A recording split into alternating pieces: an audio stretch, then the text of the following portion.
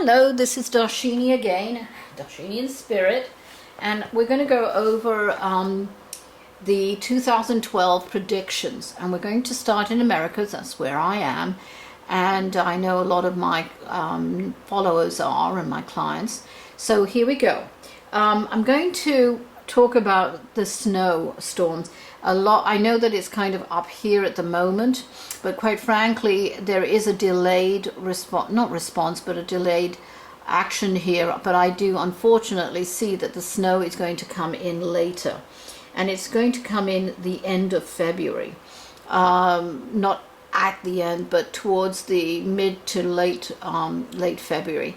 But then the snowstorms are going to be like covered over here, and I'll try and put it in the video later, but we are going to have heavy snows from that, more or less a line like that, and we are going to experience especially in this area deeper snow drifts.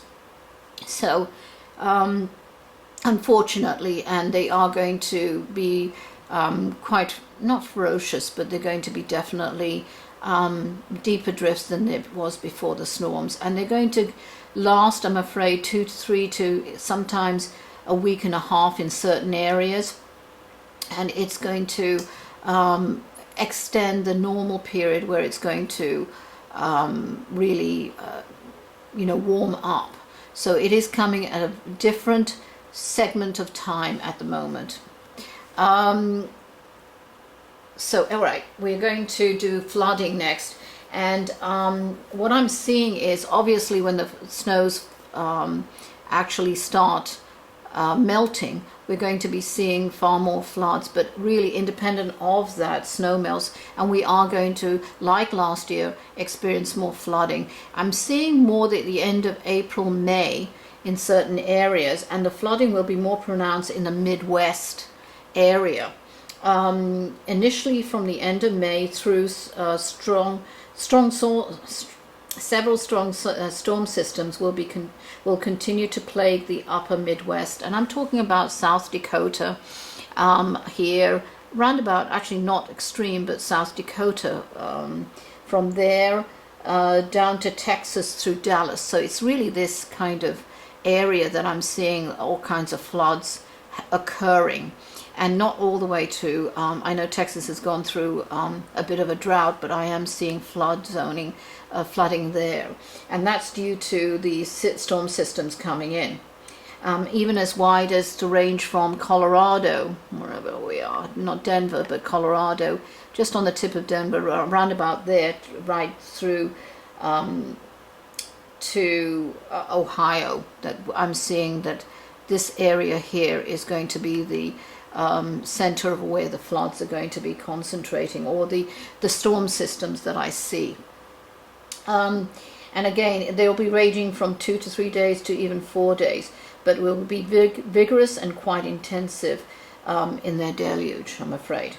The system will be strong from May for about 4.5 to 5 weeks, and then it will weaken for a few weeks, and then again the warm air is introduced, and there will be a secondary surge of storms, which will start about the end of the first week of July through near to the end of the third week of August.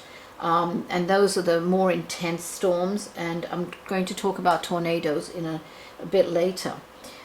We are going to experience in certain areas record high heat waves, which will be exceeding the established heat records, again breaking those and going above set records, past records, exceeding them by 2 to 4 degrees higher than even last year.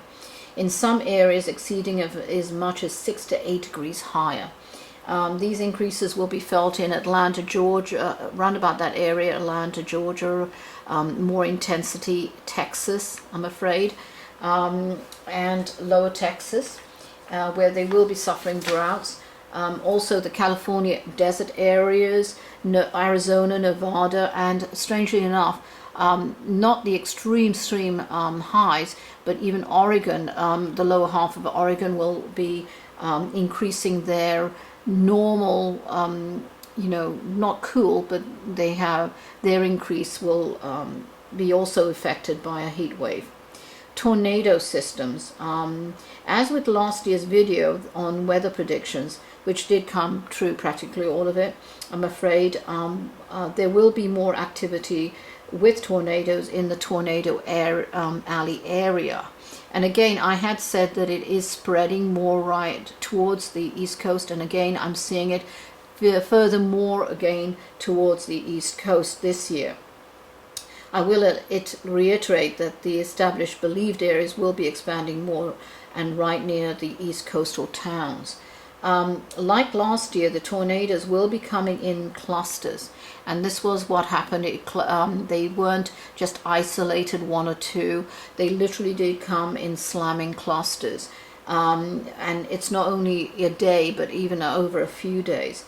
And I'm sorry to say that there will be, as I predicted last year, more 3s and 4s, and a strong chance of an F5 probably 2 later in the season.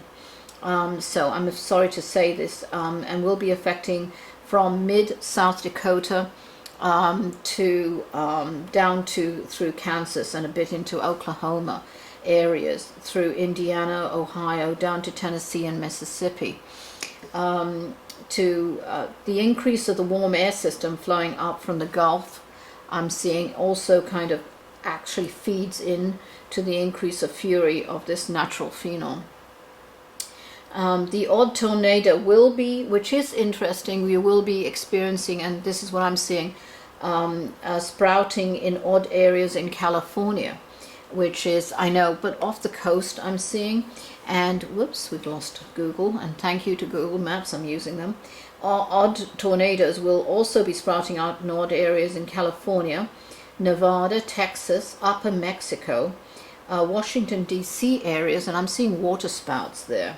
Again, it's warm air coming in from the Caribbean seas and that ocean current here in those areas.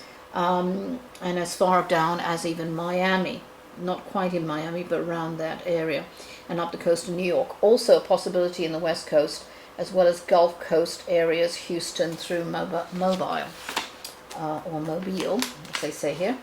Now we're going to cover hurricane activity, and what we're going to do is quickly go over storm activity developing from the northeast of South America, and we're going to go down a bit here. Okay, so bear with me. And what I'm seeing is, what it's coming down is that from